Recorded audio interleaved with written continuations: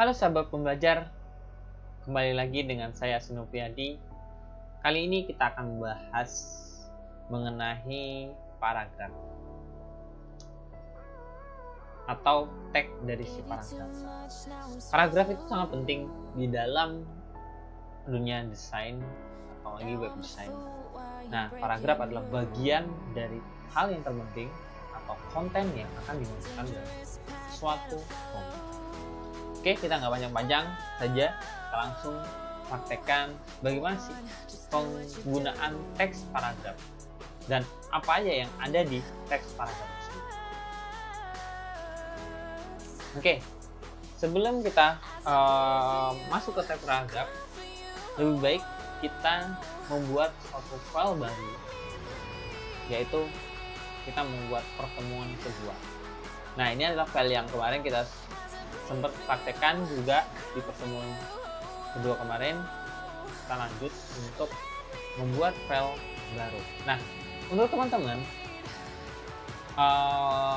sebelum kita lanjut ke materi paragraf, teman-teman harus tahu terlebih dahulu ini adalah bagian dari lembar kerja dari si text editor dari si Sublime. Nah, nanti kita sambil berjalan, sambil saya perkenalkan cara mempercepat kita menulis coding pada Sublime ini. Nah, teman-teman, kita akan membuat file baru dengan cara klik file, yaitu new file, atau teman-teman menggunakan shortcut. Jadi diharapkan kita sambil memperkenalkan shortcut, teman-teman juga harus mempraktekannya cara menggunakan shortcut tersebut. Karena apa? Biar mempermudah cara teman-teman untuk mengcodingnya. Nah, kita akan membuat file baru dengan mengeklik Ctrl N, maka akan menghasilkan lembar kerja baru. Setelah itu, teman-teman save terlebih dahulu seperti informasi yang saya sampaikan kemarin di pertemuan kemarin, bahwasanya kita harus men-save dulu atau menyimpan file tersebut terlebih dahulu supaya ketika kita melaksanakan coding biar mudah. Nah, dengan cara apa? Klik ke menu file, setelah itu save, atau teman-teman menggunakan Ctrl S. Gunakan aja Ctrl S. Nah, kita tulis pertemuan kedua.html. Kenapa harus .html? Karena kita menggunakan, yang pertama menggunakan tipe data dari si HTML. Jadi biar apa? Si web browser bisa membaca dari si file tersebut. Setelah itu kita save, maka udah teremu. Nah, teman-teman, ada 3 kategori untuk membuat struktur dari si HTML tersebut. Yang pertama, kita tuliskan kurung buka, tulis HTML, maka tagnya dia akan muncul. Ketika kita enter, maka secara default dia akan menuliskan struktur apa saja yang ada. Kayak gitu. Itu yang langkah pertama untuk mempermudah atau mempercepat cara coding. Yang kedua, kita Ctrl Z aja ya, kayak gitu. Terus saja HTML. Setelah itu teman-teman tab, maka hasil seperti ini. Struktur dari si HTML itu mulai muncul. Atau seperti yang kemarin juga, teman-teman menuliskan skrip satu persatu, satu demi satu tahapan.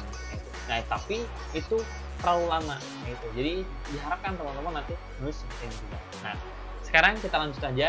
Nah, di sini ada tag baru yang namanya .type. Nah, ini apa maksudnya? Ini maksudnya kita menggunakan jenis HTML5. Nah, nanti di video-video akan datang saya akan jelaskan apa perbedaan dari HTML5 1 dan seterusnya gitu. Atau teman-teman bisa kunjungi evolusi web yang kemarin saya sempat bahas di pertemuan sebelumnya gitu. Nah, kita tuliskan dari titelnya dari si nama dari si halaman ini tadi, atau dari head, dari bagian kepalanya. HTML pemula, yaitu paragraf.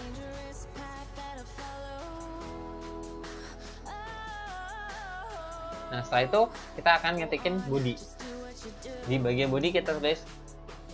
Nah, untuk tab paragraf itu menggunakan P. Nah, itu teman-teman tap aja seperti ini, atau teman-teman tulis P seperti ini gitu. Jadi teman-teman bisa ada 2 cara bagaimana membuat script atau menuliskan script itu dengan mudah. Nah, kita tuliskan selamat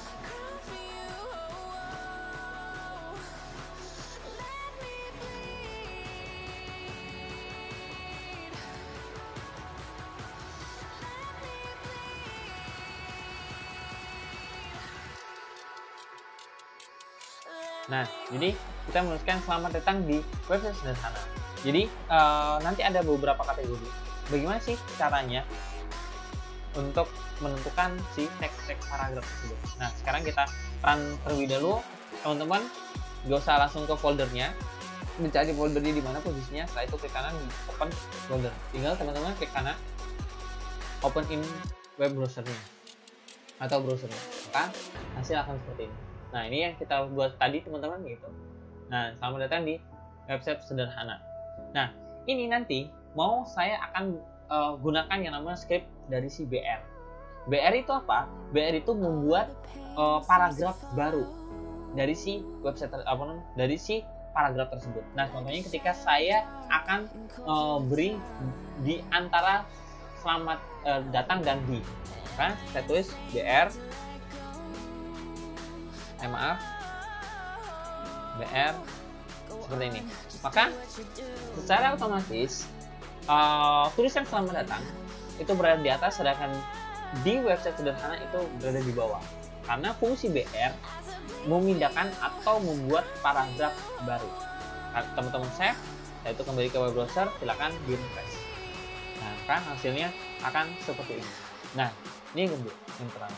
Yang kedua, yaitu ada tag yang tambahan, yaitu untuk membuat garis bawah, bukan underline ya, bukan underline, tapi garis bawah total dari si web browser tersebut. Dengan cara apa? Mengetikkan kita HR. Nah, HR itu membuat garis gitu pada si web browser tersebut. Maka kita silakan. Nah, setiap perubahan teman-teman Ctrl S biar mudah ya, jadi nggak usah klik file, setelah itu save gitu. Itu kalau lama, jadi kita langsung Ctrl S aja. Kita buka kembali, yaitu, nah ini akan menghasilkan garis gitu. Nah, setelah itu ada yang namanya pre pada paragraf. Jadi pre ini berfungsi untuk spesialis pada elemen dari si paragraf tersebut. Misalnya kita ini kita copy aja kembali, kita masukkan di sini, BR-nya kita hapus terlebih dahulu. Nah, di sini saya tulis pre.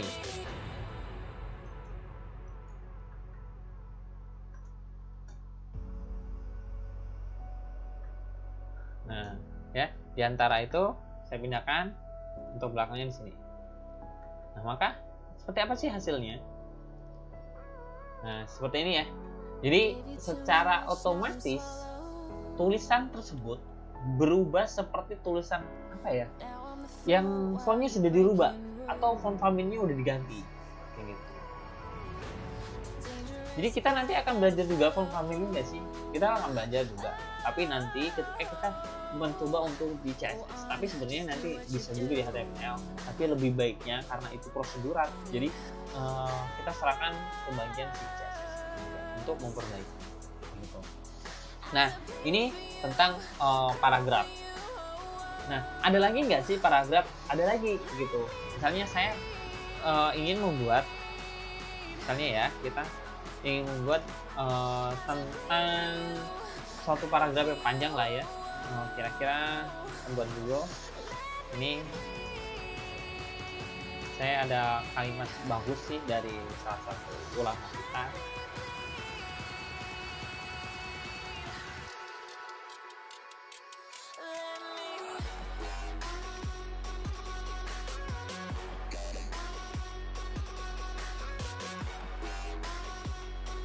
Nah, seperti ini ya. Itu jadi saya punya kalimat, jika engkau tak tahan dengan lelahnya Ganjar, maka engkau akan menanggung perihnya kebodohan. Tapi saya nggak membahas tentang makna dari kalimat ini, tapi saya akan membahas bagaimana kita akan coba menggunakan bold, underline, italic, atau strong, atau gitu. Nah, apa sih perbedaan? Gitu. Nah, silakan teman-teman.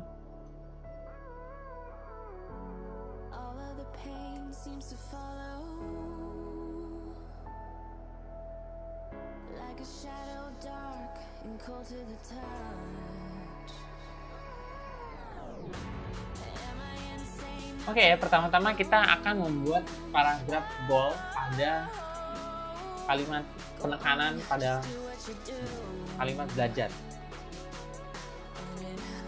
Maka secara otomatis sel ini akan berubah jadi bold.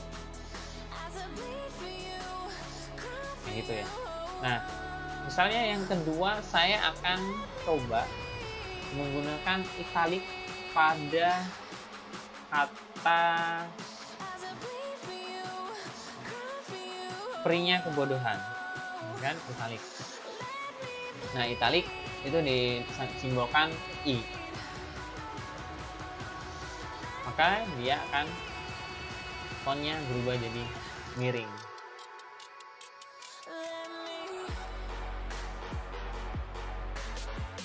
Nah, atau saya underline ini saya akan rubah ke kalimat Imam Syafi'i ini. Kalau nama dari si Imam Syafi'i ini saya buat underline.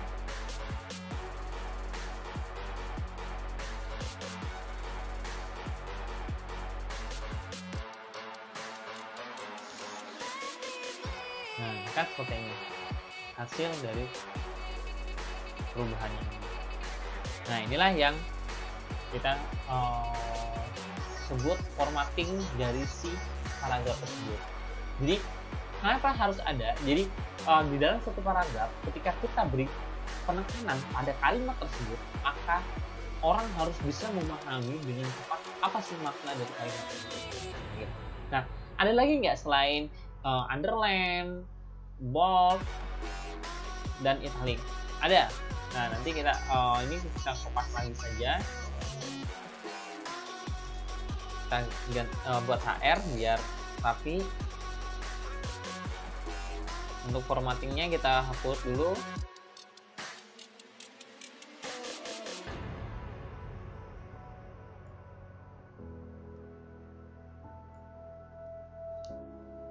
Nah, maka seperti ini ya.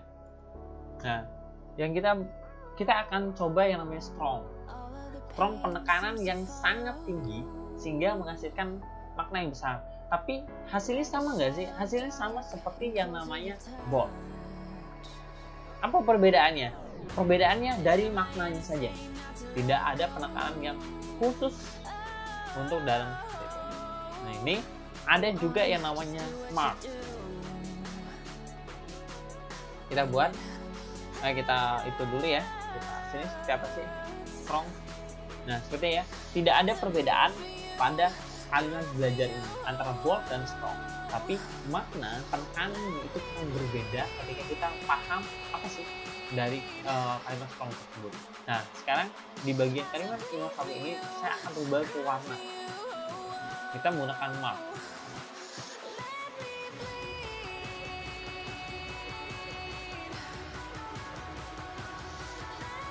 Nah, maka hasilnya seperti ini. Ya. Jadi seperti itulah cara-cara atau cara penggunaannya. Gitu. Sebenarnya masih ada lagi, ada del. Jadi del itu berfungsi untuk mencorek garis, gitu. Misalnya kalimat kebodohan ya. Kita tulis del. Jadi ada makna terdelete gitulah ya. Nah, seperti ini. Nah, nanti kalau teman-teman membuat suatu, misalnya membuat rumus kimia kayak gitu ya, ada suspen, itu teman-teman bisa gunakan juga kayak gitu. Nah, seperti itu pertemuan kali ini, semoga bermanfaat. Kita lanjut ke video yang lain. Terima kasih.